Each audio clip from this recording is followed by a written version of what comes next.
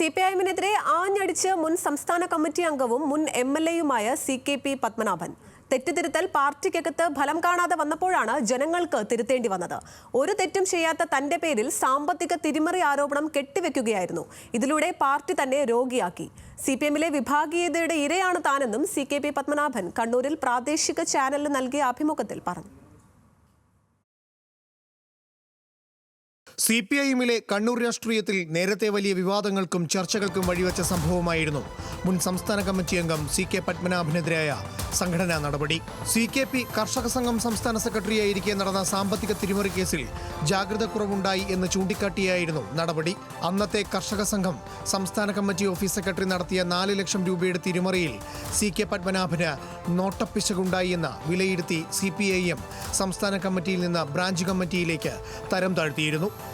എന്നാൽ അന്നത്തെ CPM കണ്ണൂർ ജില്ലാ സെക്രട്ടറിയായിരുന്ന P ശശിക്കെതിരായ ലൈംഗികാരോപണ കേസുകളിൽ സംസ്ഥാന സമിതിക്ക് പരാതി നൽകിയതാണ് CKPയെ ഒതുക്കാൻ കാരണമെന്ന് പാർട്ടിയിലെ ഒരു വിഭാഗം തന്നെ അടക്കം പറയുന്നുണ്ട്.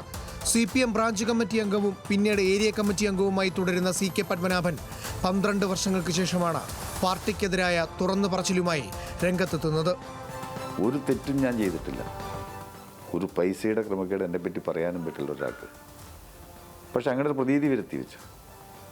പക്ഷേ അതിൻ്റെ ഫലമായിട്ട് ശ്രദ്ധക്കുറവെന്ന് എന്നോട് പറഞ്ഞത്. ആ നടപടി ഇന്ന് വരെ എനിക്ക് എഴുതി തന്നിട്ടില്ല.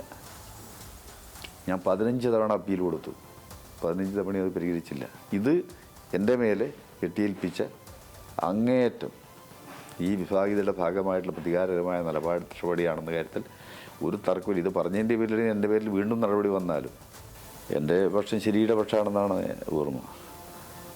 പക്ഷെ അതിനെ അതിജീവിക്കാൻ സ്വീകരിച്ച കുറേ നിലപാടുകളുണ്ട്. ആ നിലപാടുകൾ കൂടി പരിശോധിച്ചാലേ ഈ തെറ്റുകൾ പൂർണ്ണമായി തിരുത്താൻ വേണ്ടി പറ്റും. തന്റെ ഇപ്പോഴത്തെ രോഗാവസ്ഥയ്ക്ക് കാരണം പാർട്ടിയാണ്.